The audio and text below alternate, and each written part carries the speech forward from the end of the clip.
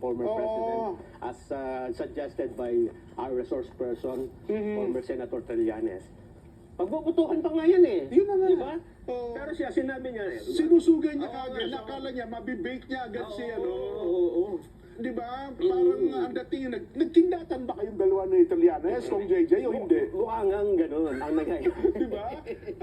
Kasi wala nga sa proseso eh, di ba? Yun na nga. Dapat kasi doon, bago mo pagawaan, Oo. dapat may approval, di ba? At saka hindi naman pwede mag-motion kasi hindi naman miyembro ng Hindi Kamara nga si eh. Italianes. Yun nga. Guest din siya. Kumbaga, resource person lang din siya. Yes. Diba? Mhm. Aywan ko ako anong pumasok. Ako yun ang nag-trigger kay dating Pangulong Rodrigo Duterte kung bakit siya, pero kung hindi sinusugan nung JJ Suarez, well, hindi ko kinu-question yung kanya kasi that time, siguro, yun ang pumasok sa kanyang isip. Hindi ko po alam kung anong pumasok.